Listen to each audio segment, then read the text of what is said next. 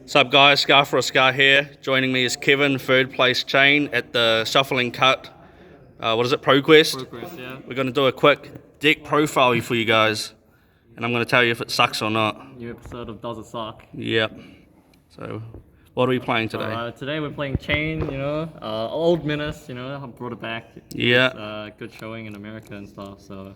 How come you decided to play CHANE today? I thought the meta was gonna be like all Guardians and like OG Monarch CHANE, just shed all over that. So I thought I'd bring back the glory days of CHANE by playing like a bit of a different build. Good call. Normal. Yeah. Did you well? Yeah. So basically, the normal equips are Skullcap, Grass, Snapdragon. Usually people play Creepers, but I was on Snapdragons today. Any particular reason for that? So generally, the deck kind of just kills you in one turn, and then the one pitch matters a lot sometimes. So Nice, I thought nice. I'd just play the Scalers. But Do you have the Creepers in the list at all? nah, Creepers is not in the list, which I think is a mistake. I'd probably put it in. Oh, okay. If I would do it again.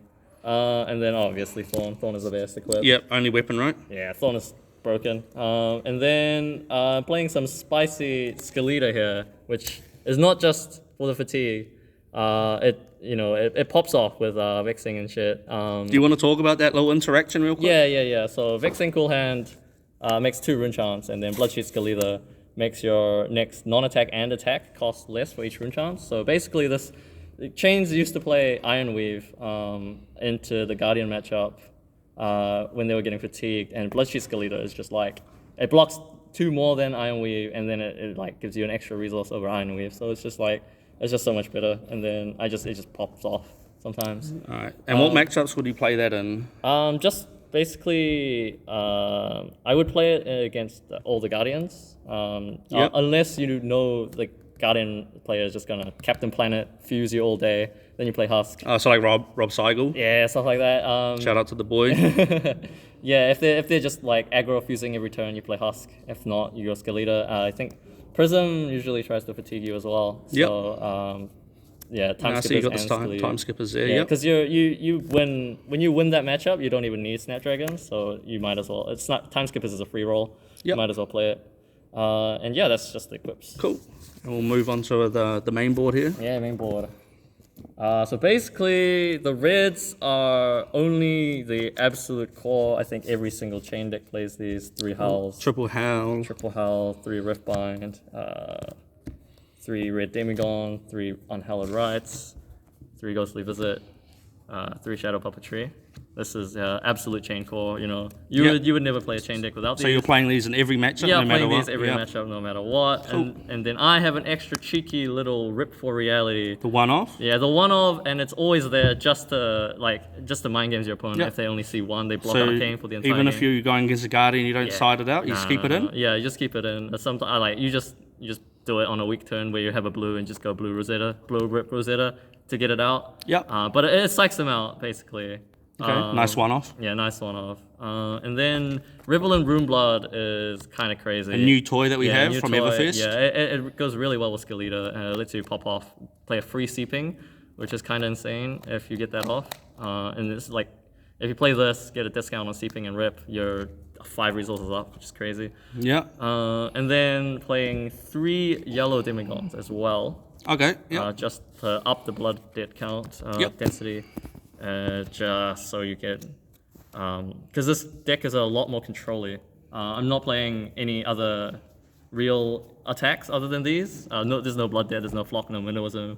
So basically it's just... So we're just playing pure chain here. Yeah, pure chain, you're just blocking out until you hit these in the Vanish and then just killing them. 1-card hand, Howl, Demigod, Rosetta. Yeah. Has playing a pure build helped you with consistency? Yeah. A lot of times I can just like block out and still like swing through. Nice. That's mostly the game plan. In the mirror, I go like a lot more defensive, usually, than most builds, I think. It works really well against Viserai as well, because they just like burst you down if you don't. Yeah. So you want to stay above their lethal range. And then obviously, like, the yellow, Out of War, Captain's Call, every matchup, they're just the best. Yeah. Out of War, probably the best card in the deck. Out of War is insane. You would never play Chain without it. The blues, so there's 3 Vexing... Oh, let's clear this up. We'll clear it up. Yeah, so...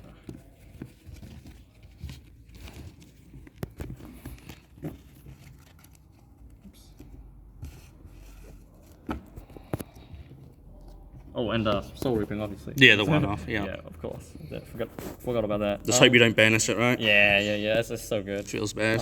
Yeah, and since you're running such high blood debt count, it's really good.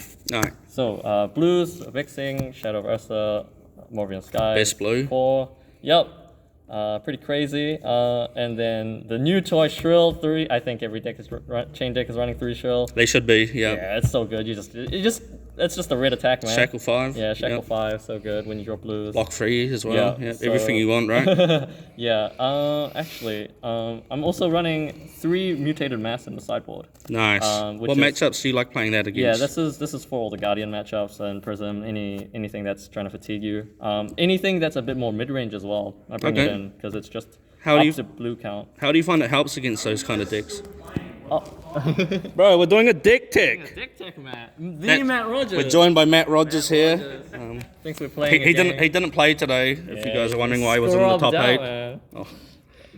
Anyway, yeah, the mutated mass for the slower matchups, and to enable that, you got some random spicy blues, 2 drawn to the Dark Wood mission, 1 amplified Dark Knight. Is there any reason for the 1 amplify today? So the amplify, I don't own 3 drawn to the Dark Dimension, so I had to play the amplify. It would just be a 3rd Dark Dimension, maybe even a Dread Triptych to up to 3 costs. You're not playing any Dread Triptychs in your build? I couldn't find them today either, No. so I had to play Amplify the Arknight. Also, for the free roll, it's Tome of the Arknight. It's just the blue. Yeah. Like, you just keep it in hand. It's a really good failsafe. So Yeah. if you hit a lot of blood debt, you can just pitch it. If you don't hit enough blood debt, you can play it and just to enable your Demagon. So go Yeah, Tome, so Demagon. it's just a Rosetta. 1 cost Yeah. non-attack action, right? Yeah, and then if you randomly high roll off it, you probably win. So it's just it's just there. Yeah. It gives you a lot of flexibility. And then so 1 Eclipse, obviously. I basically main deck Eclipse. I don't think I cut it just because the no block usually doesn't matter since you're blocking with the other cards anyway. Yeah. 1 Unmovable for Captain Planet Starvo. Just really good. That's main deck as well. Yeah, do you end up just pitching that to see it later? Yeah. Sometimes I just Arsenal it first. Alright. And then just keep it there. And then 1 Seeping Shadows. I really like the Seeping Shadows. I play the blue in every single matchup. Because once you get to the bottom of your deck, when you play Unhallowed Rites, it goes to the bottom before your pitch stack. So sometimes you need to draw a blue in your final hand, and this is the only playable Blood Debt blue. So Yeah. just play one of, you just block with it, and then put it at the bottom, draw 4 blues, and kill them. Yeah. That's basically what the Seeping is for. It's just every Big matchup. brain strats there. Yeah, so these are basically Mutated Master sideboard, everything else is main deck basically. Okay, yeah.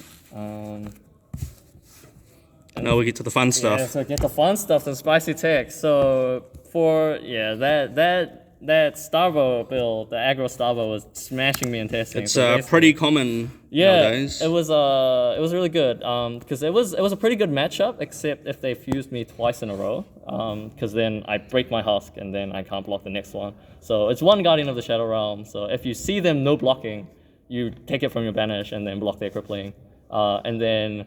In 1 game in testing, 2 of these killed me, so I cut 1 for a Fateful Scene. So this is why it's the 1/1, the spicy 1/1 split. Yep. Usually see this because it gets banished. Then there's the 5 Arsenal Destruction spells. This is probably the strongest part of the deck. Oh, this is some spice Yeah, here. the Talisman of Warfare. Talisman of Warfare is the strongest card in Everfest. I'm just gonna say it, man. It's just so good. It makes your Rosetta threaten their arsenal, and it's 2 instances. So usually, if they're not even playing Arcane Barrier, they just have to break their arsenal. If they're expecting aggro chain, they won't be playing Arcane Barrier. So sometimes you just free roll their arsenal. But if they're trying to block it out, So what matchups are you playing this into? basically The everything but aggro? Guardian. Oh, okay. Yeah. Any class that can't really get rid of the arsenal. Yeah. So basically just not Yeah. Guardian. Yeah, because they just crown it away and don't Yeah, care. count it away, don't care. This is really good. It actually kills all of your turns because it's 2 instances, so it basically takes 2 cards or 1 card and an equip. Yeah. And they're leaking damage off Rosetta anyway if they only play Yeah. Arcane Barrier 1. And then they have to play their arsenal out, and then on your next turn they have to tank the Rosetta, or else it will stay until the 2 damage is Yeah. dealt. It just stays there if it doesn't block. Yeah, it stays forever Yeah. until it till it meets the requirement, Yeah, right? it makes your off turns really strong as well because it enables your Demigod. So on like an off turn, you can just go Warfare Demigod Rosetta, and then it's basically a CNC except it like sets up your turn. Yeah, and it's also a non-attack, right? Yeah, and it's a yellow. You pitch yellow. Yellow's a gas, man. You just you can play 2 things for yellow. You can Ghostly Visitor and Rosetta. Yeah, and we've got the commands there. Yeah, obviously the everything command. except Guardian, I guess, Yeah, because they just basically. crown it away. Don't care. Yep. It's less than the Talisman of Warfare because I think it's worse, but it's Command and Conquer for Prism basically. Yeah. Yeah. Cool. And then there's the inverts, obviously, Yep. just for any matchup with non-attacks. It's pretty good. Be good if you could get the plunder runs out of the graveyard, eh? Yeah. Not anymore though, but it's good. Mannerisms. Yeah, it's Channel Lake as well. Yeah. Enables Rip Through Reality and stuff. Yeah. Obviously, it's been known. 2 Seepings and 2 Howls and 3 Incantations. Okay, So another new card there. Yeah, this is basically, it lets you play Grasp and Skeleta sometimes, because you can just go off with the incantations. And if you think about a normal chain game, the red incantation lasts 3 turns, which is like half of the game. Half the So game, you yeah. have a rune chant half of the game, and then this they're mad fear mongering, man, because they just have to pitch a whole card, or else you get in with the Rip Through Reality. Yeah. Yeah, and even when you don't have the rip, because it's only 1, it's just 1 arcane. It's pretty bad against Bravos because they just like pitch the crown and pitch the rune Yeah. chant.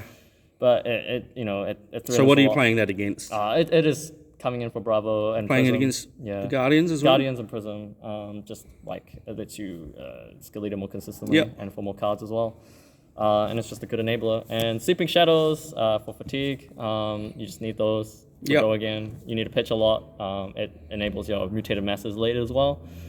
So the yellows are the sideboards. And 2 Howl from Beyond as well, just to up the blood debt count. Yeah, Yellow Howls. Yeah, because Yellow Howls, since you're playing a lot of things that need a lot of pitch, you want things to pitch for. 'Cause Yeah. You're just keeping 2 or 3 blues in hand most of the time, and you just want to hit as many of these as you can. The Yellow Howl is gas as well. It's pretty much the same rate as Nimblism, and then it's really good because you get the same line of Howl bounding Rosetta and stuff. Yep. And then it's way better to pitch for late because you can see these late just by pitching them because they're yellow, so they're just good on your value turns as well. So you can definitely set up for the late game with this. Basically, don't lose the fatigue unless I throw like in the top 4, and then it's just 2 Reclamation for Prism. Yeah, pretty good. Yeah, pretty good. So that's the deck, folks. Yeah. Oh, this is also for the mirror because if you kill their Shackle 1, you win. All right, nice. Well, good job on coming third. Yeah. Thanks. So now I got to give you the verdict. Does it suck or not? It doesn't have belittle or minnowism in it. It does. That's a card modeled after you. Yeah, you don't have me in your deck, so I'm sorry. Yeah. It sucks.